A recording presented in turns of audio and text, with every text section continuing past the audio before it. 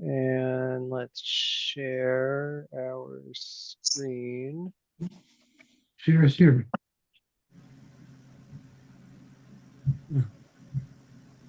And let's zoom in a bit more. Oh, Is yeah. that good? A little bigger, perhaps. Okay. That's better, probably. We made a little bigger still, a little bigger. Yeah, I think that's fine. Yeah. Okay.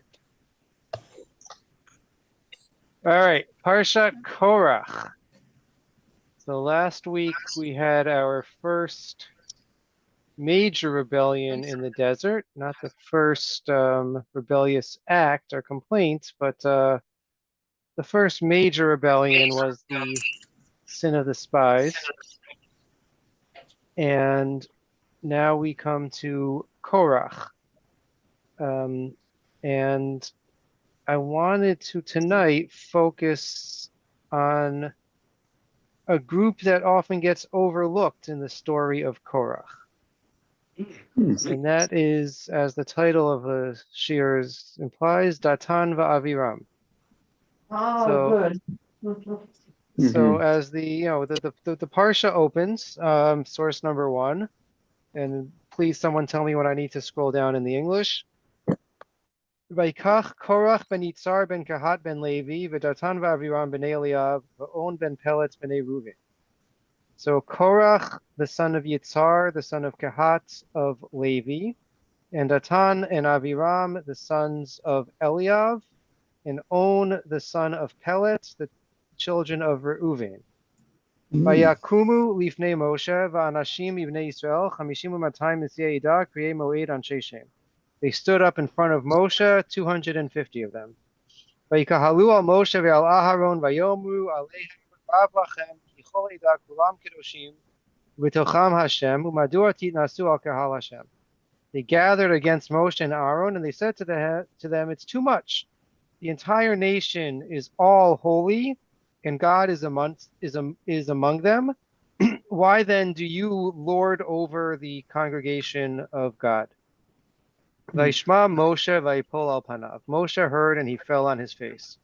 Vaydaber el Korach ve'el kol adato lemor. Boker v'yodah Hashem et kol asher lo v'et hakadosh. V'yikriv elav et asher yivchar bo yakriv elav. He spoke to Korach and his assembly and said, "In the morning, and God will be made known, and whoever is holy will be brought near to him, and whoever is chosen by God will sacrifice to him." Zotasu. This is what you should do. Kechulachem machtot Korach v'chol adato. Korach and your entire assembly should take fire pans. Utnu bahen eish v'sim alehen ketoret livnei Hashem machar. Vaya ish asher yivchar Hashem hu hakadosh rav lachem b'nei Levi. You should put fire in the fire pans and place incense in it. And tomorrow, before God, and whoever God chooses is the Holy One. Rav lachem b'nei Levi. You have gone too far, sons of Levi. Vayomer Moshe al Korach shimuna b'nei Levi. So he says to Korach, "Listen, children of Levi. Ha'me'at mekem ki yivdil Elokei Yisrael etchem me'adat Yisrael akriv etchem elav lavod et avodat mishkan Hashem la'amod lifnei yadav l'shartam." Says, is it beneath you that God has already separated you out from amongst the children of Israel to serve it, to worship God in the Mishkan, and to stand before the congregation to serve them? And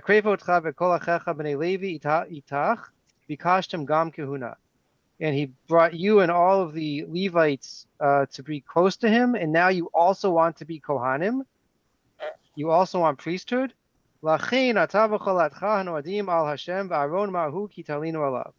Very difficult verse to translate. Truly, it is against Hashem that you are all your company have banded together. For who is Aaron that you shall rail against him? Vayishlach, okay, so Vayishlach Moshe, Vayikra Datan v'la Aviram b'nei Eliav, Vayomru lo na'aleh. Moshe sends to Datan and Aviram, the sons of Eliav, and they say, "We won't come. Hame'at ki leitanu me'eretz zavat chalav u'devash lamitenu b'midbar, Ki tistarer aleinu gam histarer. Is it too much that you took us out from a land flowing of milk and honey to kill us in the desert? Now you also want to rule over us. No one told me to scroll down. Yeah, it's good. Scroll down, Okay, excuse me. okay. 14. Af lo el eretz zavad chalav u'devash viotanu v'titan lanu nachalat sadeh v'cherem ha'inei anashim ha'im tinaker lo na'aleh. Not only, right, even if you had brought us to land flowing with milk and honey and given us possession of fields and vineyards, should you gouge out the eyes of those involved? We will not come. Vayichar leMoshe me'od, vayomer al Hashem al tefen al minchatam, lo chamor echad mehem nasati, velo harayoti et echad mehem. Moshe is very angry. He says to God, don't accept their offerings. I have not taken even one donkey from them. I have done nothing bad to them. So we have this rebellion against Moshe and Aharon. And who are the parties involved in the rebellion?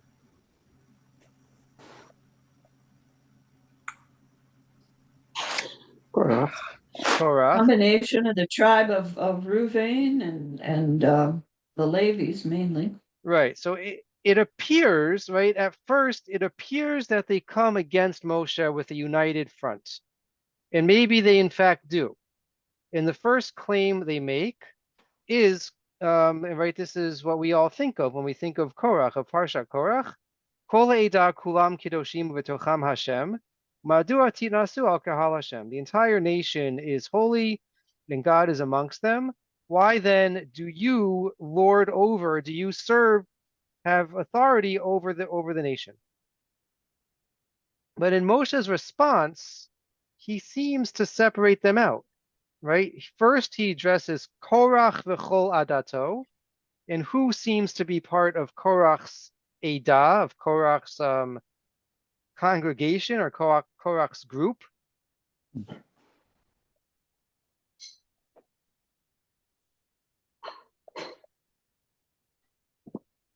It's just B'nai Levi, Datan right? and Aviram.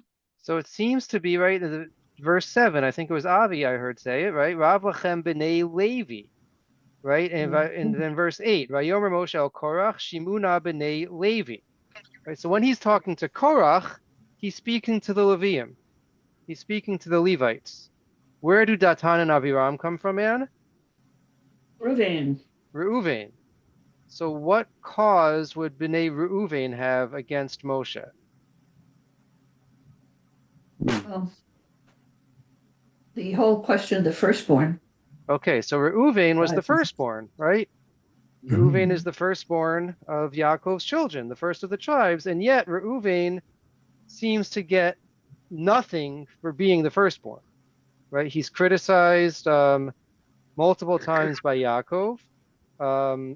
He doesn't get leadership. He doesn't get anything. So that seems to be the complaint of what would prompt someone from the tribe of Reuven to be upset. And so, right, Moshe is very deliberate, and he separates. It's interesting, right? After the first verse, we have no more mention of On ben Pelet. We have no more mention of On, but we have the representatives from B'nai Reuven seem to be Datan va'Aviram. They seem to be the ringleaders of this second group that brings complaints against Moshe. And so just from these verses, what does their complaint seem to be? According in the Psalms today. For Datan Aviram, is that the question? Yeah. I guess the firstborn, the kahuna. Yes. It's against Aaron. No, so that's the complaint of Korach, right? Right in verse 9, he's still speaking to Korach and B'nai Levi. Ha'ma'at mikem ki yivdilo ke'yisrael etchem me'yadat Yisrael akriv etchem elav lavot et Hashem mishkan lamod lifnei adel l'shartam v'akriv otcha v'kol achecha B'nai Levi itach v'ikashtem gam kahuna. Right. So to B'nai Korach, Moshe's response is, "What's up? You already have a privileged position. You also want to be the Kohanim. You also want to be the priests." What's the complaint of Datan v'Aviram? failed leadership. They just don't really want Moshe to be over them at all. They don't want Moshe to be over them, and why not? They, Yeah. they think he's not a good leader. He hasn't taken them to where he's promised to take Okay, them. so so you took us out of this beautiful place, right? It's interesting how how Mitzrayim is sort of idealized as this beautiful, amazing place, and it wasn't such a nice place to be, from what I understand. If you were a Hebrew living at the time, might have been beautiful, but it wasn't a good place to live. But you took us out of Egypt, which is an Eretz Zavat Chalav U'Davash, a land flowing with milk and honey, and it's all for nothing because we're going to die in the desert. So why should we listen to you? What's the point of having you as a leader? It's all for nothing. You haven't brought us into this promised land that you said you're going to take us to. So what's the point? There's a line here. Should you gouge out the eyes of those who aren't with the program, so to speak? There's an issue maybe of honor and chitata kavod of reduction of the honor of a great tribe like Ruvain, Mm-hmm. which has been reduced for past reasons, and it's now continuing. And Yeah. the idea of the gouging out the eyes, merely looking at Moshe and Aaron, perhaps, merely looking at Moshe makes them feel hatred and uncomfortable. They can't look at him; they're that upset. Yeah. And on top of that is the whole business of where's the Ribbono Shel Olam in the whole discussion here? They're upset. They're upset. This is interpersonal things. Yeah. And it's in effect a kind of denial of divinity. They want the kavod of being. Some of them want the kavod of being priests and doing the great things. They want the kavod of being the leaders, but this is a society that's based on a fundamental principle of one, of unity, of divinity, and living under that, with that. It's not part of the of the complaints and the discussion. Yeah. It is interesting. Okay, so let's continue on verse 2. Thank you for that, Robert. Vayidaber Hashem el Moshe lemor, daber el kol el ha'ida lemor, he'alu misaviv lemishkan Korach, Datan v'Aviram. So now this is just a few verses later. God speaks to Moses and he says, tell the entire nation to distance themselves, withdraw from the abodes of Korach, Datan v'Aviram. So it's interesting here again, they're grouped together. So what Moshe wanted to separate out as two separate groups, God is now saying they should, right, in some way they should be seen as one. Vayaka Moshe vayelech el Datan v'Aviram vayelchu acharav ziknei Yisrael. So Moshe gets up and he goes to Datan and Aviram, and the elders of Israel go with him. Vayidaber el ha'ida lemor, surna me'al ohalei ha'anashim harisha'im ha'eleh, v'al tigu b'chol asher lahem, he speaks to the nation and he says, distance yourselves from the tents of these wicked people. Do not touch in anything that is theirs, lest you be included or brought in to their sin.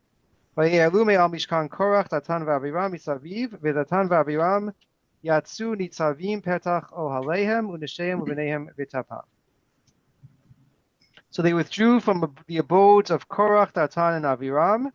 Now Datan and Aviram had come out and they stood at the entrance of their tents with their wives, their adult children, and their little ones. So I don't have a great, right? There's this constant merging together and separating out of Datan and Aviram from Korach. I don't have great insight into that, into why sometimes they're treated as one group, sometimes they're separated out, right? I think it is pretty clear that there were two separate complaints going on here. I heard one interesting suggestion that at least the rebellion of Datan Aviram occurred chronologically much earlier than it appears in Chumash. What's the best proof for that? This is, I believe it was Rabbi Yitzchak Et Shalom, who we quote many times. So he says that the test that Moshe says for them, sorry, this is the test for Korach, is to offer ketoret, is to offer incense, and to to put it in your fire pan. He says we already seen one other misuse of ketoret in fire pans, and that was with Nadav Avihu. Right, so he says after what happened to Nadav and Avihu, you'd have to be really stupid to subject yourself to the same test that killed them. And so at least one of these strands of rebellion he wants to claim happens earlier chronologically than it's presented here. That would be the test of Korach.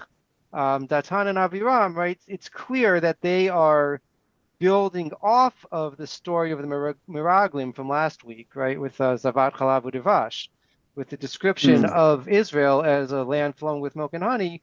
The spies say, yes, it is a beautiful land. It is a land flowing with milk and honey, but it's all for nothing. So, right, it seems for whatever reason that the Torah groups these two rebellions together now, even though they might have chronologically not happened exactly now or happened even at the same time. Okay, so we have Datan va'Aviram. And now I want to... Sorry, can I just ask a question, please? Yeah, please, yeah. So the 250 group of 250, do they belong to Korah? It seems they belong to Korach because they are put to the same test as Korach, right? It's Korach and the 250 who are told to take the Ketoret. Right, but it's not clear in the first few verses where it says and 250. It's not entirely clear who they belong to. It's not right? clear at all. It's not clear. I mean, I think this is intentional, right? The Torah is trying to tell us that there was this sense of rebellion. And again, from thematically, it makes sense that after the story of the spies, that there would be discontent, and that it would make sense from a thematic point of view to put it here. Although maybe chronologically, that's not quite the point. That's not quite how things played out. So what I found interesting, and this is something I've done before, but is just to trace back. What is the understanding of who Datan and Aviram are? And so to begin, we go to the very beginning of Sefer Shmot. So Moshe, the beginning of Sefer Shmot, Moshe is born. His parents are able to hide him for several months, from the Egyptian, whoever was going around looking for Jewish babies that were decreed that they should be killed. And finally, they can't hide him anymore, so they place him in the basket in the Nile, and Paro's daughter comes and she finds him and she takes him and she raises him. And then in Perek Bet, we're told Vayigdal Moshe. Moshe grows up, Vayetze El Achav, and he goes out to see his brothers. And what does he see? Source number 3. Vayetze Bayom Hasheni, V'hine Shnei Anashim Ivrim Nitzim, Vayomer LaRasha Lama Takereyecha. So the first day he goes out, he sees an Egyptian hitting a Hebrew servant, and he kills the Egyptian and he hides him. So the second day he goes out and he sees two Hebrews, two Jewish people fighting. He says to the wicked one, "Why are you hitting your friend?" Vayomer misam ish sar v'shofet aleinu al hargeni ata omer kasher harakta et hamitzri vayira Moshe me'od vayomer achen noda hadavar. So this Rasha, this wicked one, says, "Who put you in charge? Are you going to kill me just like you killed the Egyptian?" And Moshe was very afraid, and he said, the matter is known. Vayishma Paro et hadavar hazeh, vayvakesh laharog et Moshe. So Paro finds out what happened, that Moshe killed an Egyptian, and he wants to kill Moshe. Vayivrach Moshe mipnei Paro, vayeshev be'eretz Midyan, vayeshev al ha'be'er. So Moshe runs away to the land of Midian, and he goes to the well, and then he encounters Yitro's daughters, and we know what happens after that. Rashi tells us Moshe goes out on the second day and he sees two Shnei Anashim Ivrim, two Hebrews, Datan ve'Aviram. These two Hebrew fighters are Datan ve'Aviram. So, spoiler alert, we don't get the backstory as to why they were fighting and how they reconciled and were able to join together to rebel against Moshe later in the desert, but they were fighting with each other. We don't know which one of them was the Rasha in this story, but we're told that that it's Datan va'Aviram. You go down. Actually, let's see that I think I have the midrashim, the original It's in the midrashim. midrash. Yeah, reason Yeah. is given. It's in the midrash. Yeah. Okay, so we'll start source 5, the Gemara. The Gemara tells us.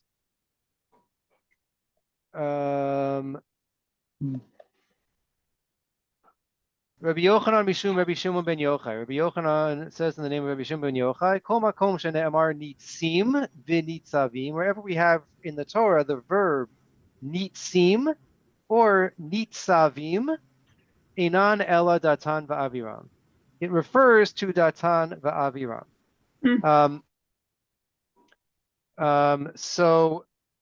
So we have this idea that this verb nitzim and nitzavim, and whether that's meant to be the same verb with just sometimes with a bit, sometimes without, it always refers to Datan va'Aviram. Source number 6 in Shmot Rabbah, v'chein atam motzei shelo nishma davar ela al yedei ha'ivrim. How did Paro find out that what Moshe did? It was only because of the Hebrews. How so? There were two Hebrews nitzim fighting. Datan va'Aviram. Kra'am nitzim al shem sofam. This is Datan va'Aviram, and they are called nitzim based on their ends, right? That this verb appears later in connection with them as well. They are the ones who said this. Haim she'otiru min Arman. Okay, we'll see inside the rest of the things that are attributed to them. But the Medrash assumes that they're the ones who reported this to Paro. They reported to Paro that Moshe killed the Egyptian and forced Moshe to have to run away. That's our first introduction to Datan va'Aviram. They're fighting. They have chutzpah against Moshe, right? It's even the same, maybe not the exact same phraseology, but Mi samcha le'ish sar v'shofet aleinu, who put you in charge of us, is very similar to the complaint they have against Moshe in our parsha as well. A few chapters later, after Moshe runs away, he encounters Yitro's daughters, saves them at the well, and has his revelation from Hashem at the burning bush. God says to him, Vayomer Hashem el Moshe b'Midyan, Lech shuv Mitzrayim, ki metu kol hanashim mevakshim et nafshecha. So God tells Moshe, go return to Egypt because everyone who wanted to kill you has died out. So Rashi, quoting the Medrash again, tells us, so we typically understand that refers to Paro, right? That one Paro died, a second Paro takes over. But Rashi says, Metu kol anashim, all the people who wanted to kill you are now dead. Mihaim, who are these people? Datan va'Aviram. It's the same Datan va'Aviram.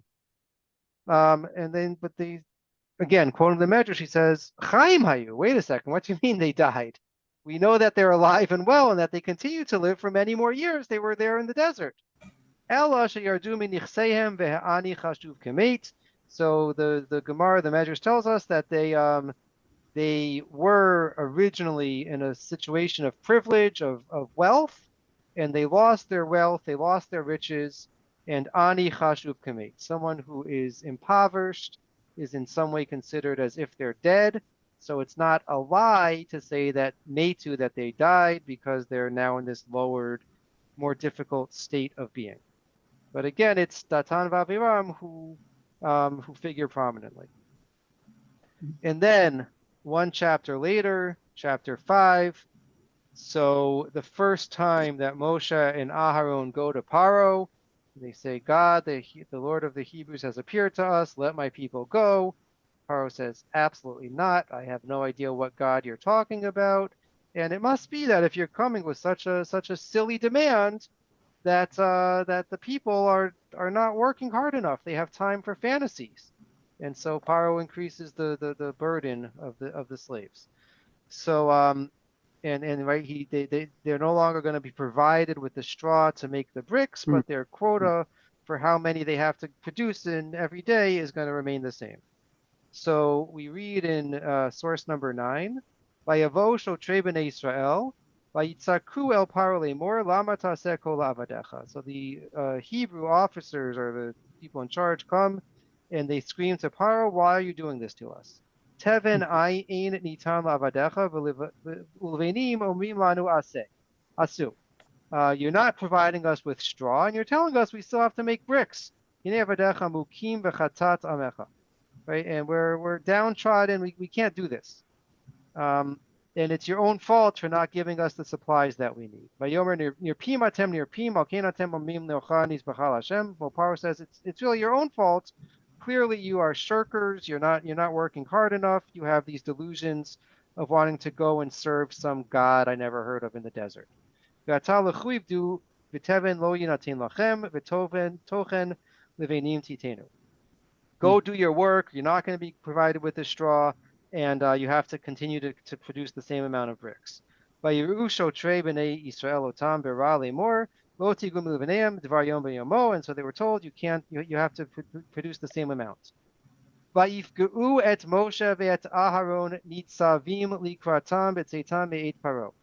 see, right, these shotrim, these Jewish officers, overseers, see after they go to Paro, they see Moshe and Aharon nitzavim likratam, standing to meet them, to greet them when they left Paro. Vayomu alehem yireh Hashem aleichem vishpot et asher hivashtem et reichenu be'enei Paro be'enei avadav latet cherev v'yadam lehargenu. Say God should do justice to you. You've caused us all this bad thing to fall into disfavor with Paro, and you should be killed. Vayashav Moshe el Hashem vayomer Hashem lama harayot lama zeh v'lama zeh shalachani. So Moshe turns to God. He says, why have you done this evil to the nation? Why have you sent me? He has bati el Paro ledaber b'shemecha heira la'am hazeh v'atzel lo hitzalt et amecha. Since the day you spoke to me and I went to Paro to speak in your name, it's just gotten worse and worse for them. Rashi again.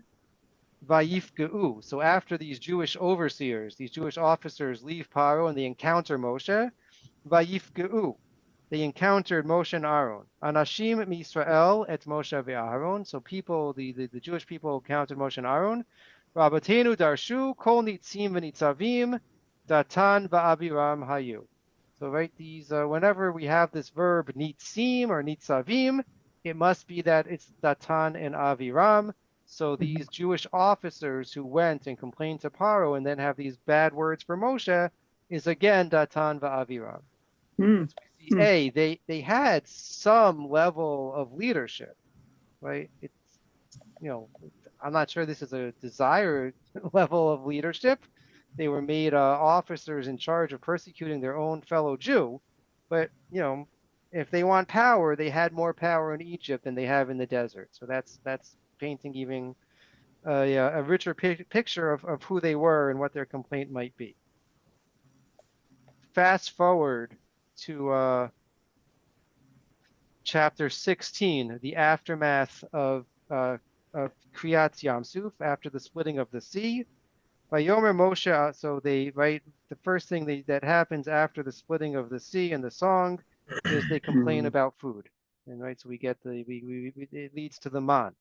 Vayomer Moshe aleim ish al yotem mimenu ad boker. So when the man first appears, Moshe says no one should take more for the next day. V'lo shamu al Moshe vayotiru anashim mimenu ad boker. But they didn't listen, and there were people that took more than they needed to save it for the next day.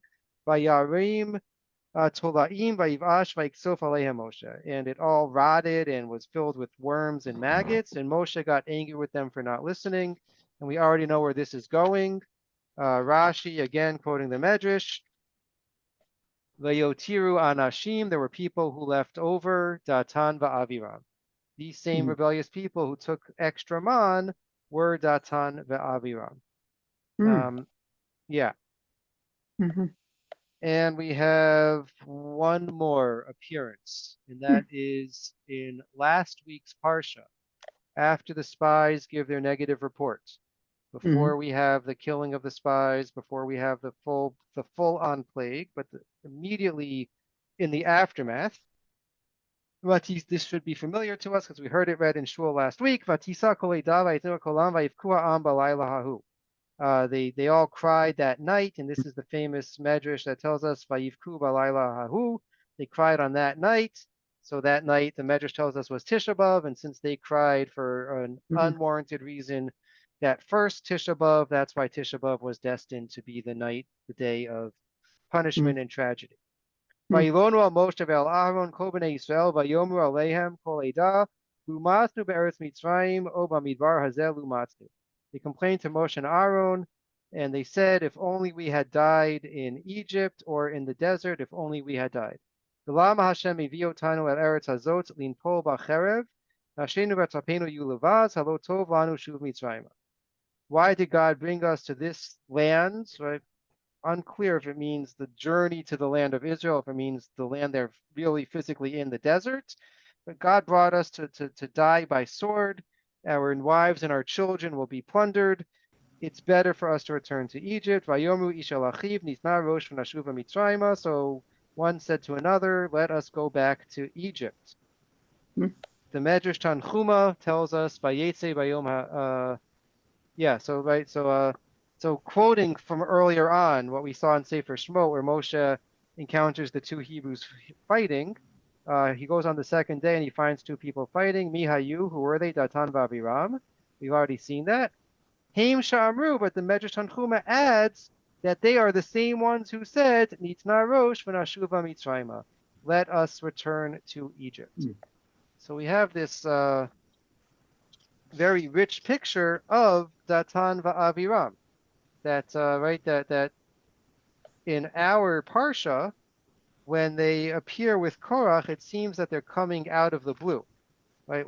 Okay, so Korach, we can sort of understand at least, why he would be upset and why he would have gripes with Moshe and Aaron, is that he is from the tribe of Levi, and his family from Levi is not given the best of jobs, right? They seem to be skipped over, so it's a little bit understandable. And it would maybe be understandable if Datan and Aviram had a similar type of complaints, right? Like, why should only the Kohanim get to serve God?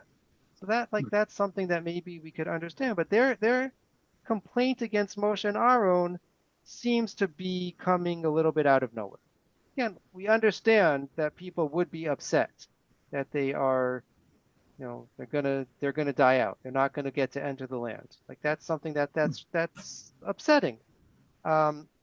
But the rabbis are clearly troubled by why Datan and Aviram, and why do they join together with Korach, and why are they, in some ways, the way that they're described is even more harsh than the way Korach is described. So if we go back to our Parsha, right, it's Datan and Aviram who are called Rishaim, who are called wicked. In here, verse 26, right?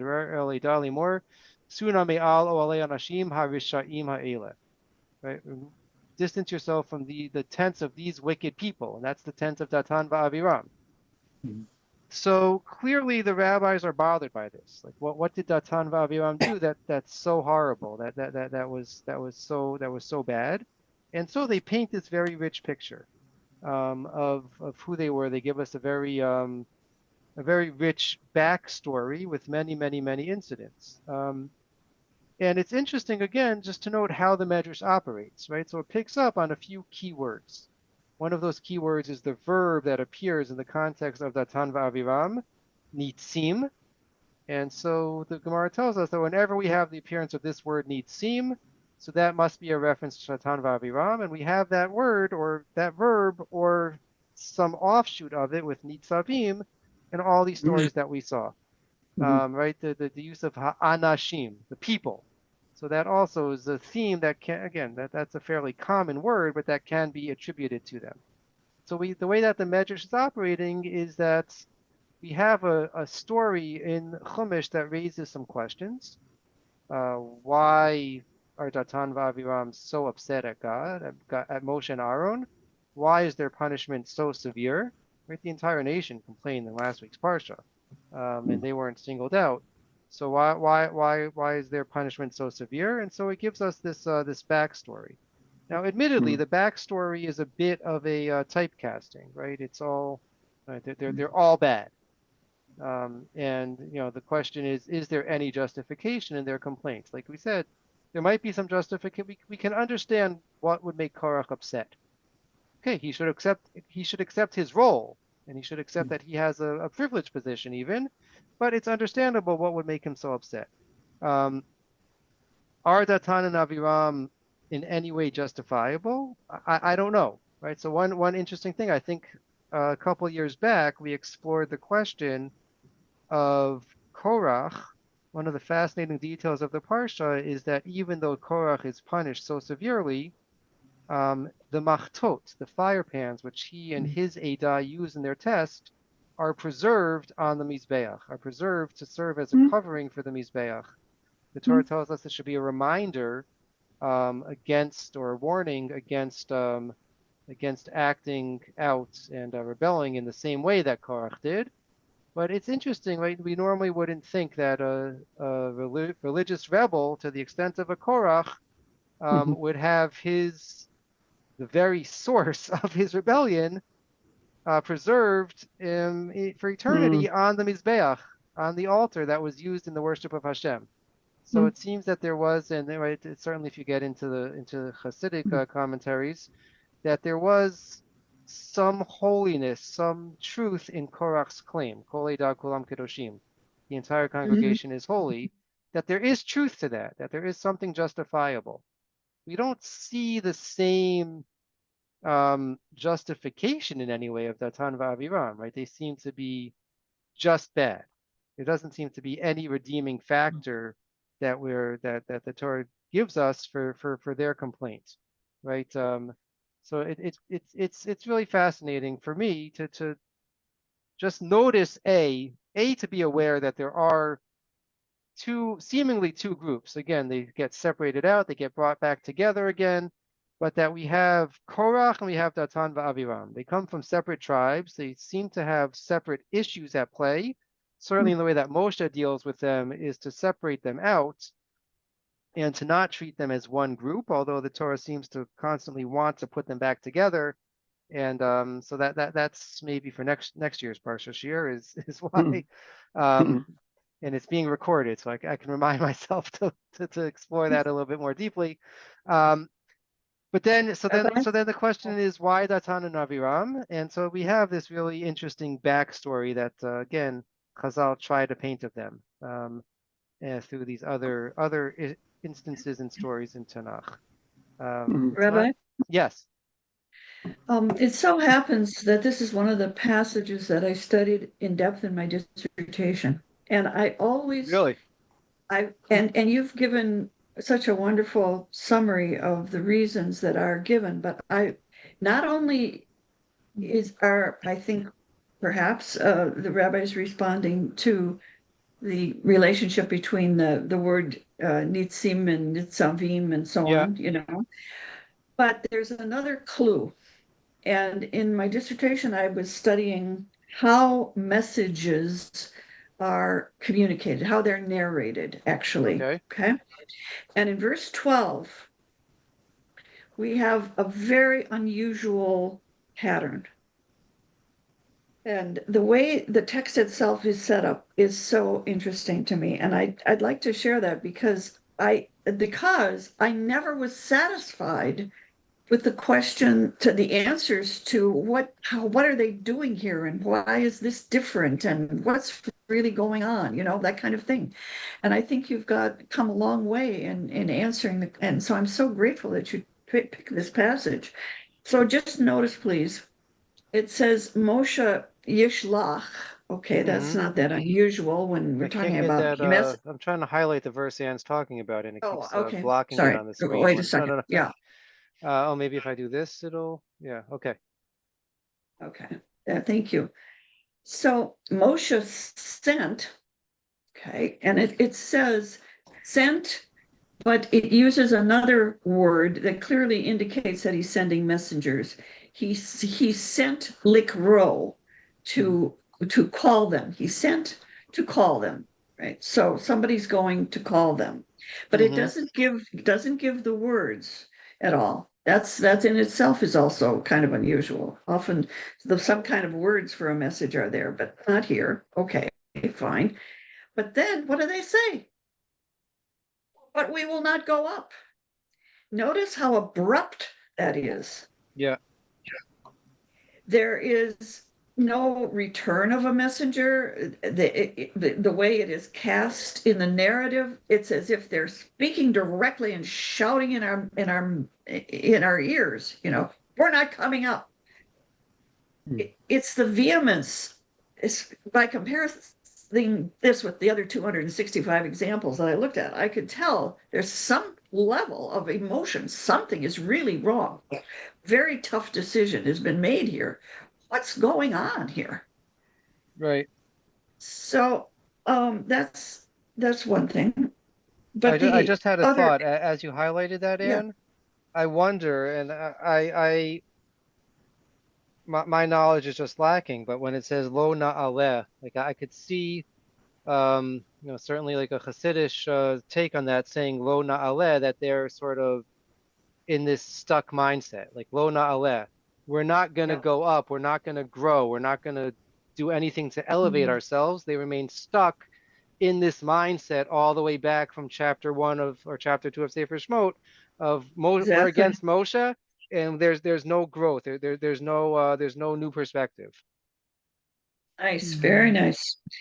And then, of course, unfortunately for them, they do go down. They go down into the earth.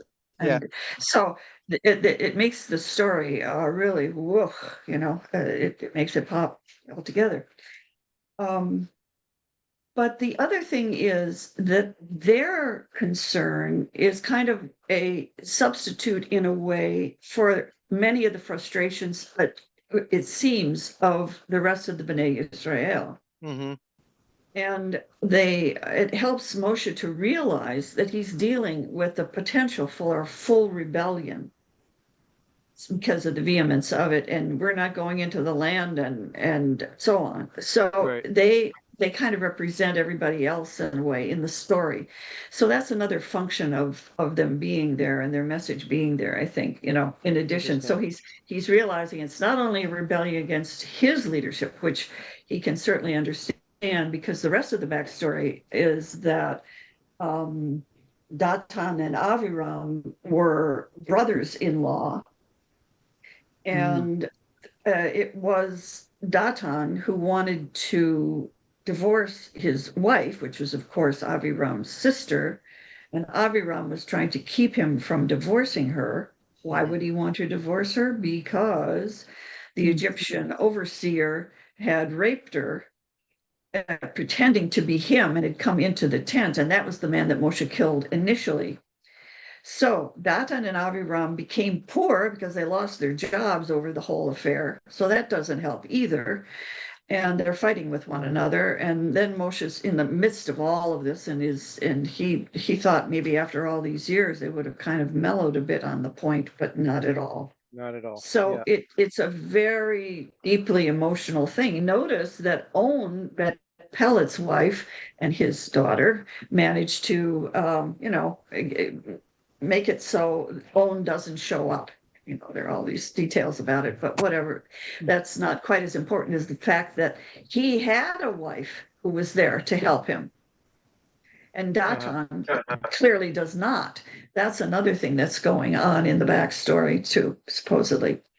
So there's a whole lot here, and that question came up in my mind. Oh my goodness gracious, a long time ago, over 35 years ago, and I never could quite put it all together. And now tonight you did it, so I Oh, want to wow. thank you. Okay. All right. Mhm. Well, thank you. Mhm.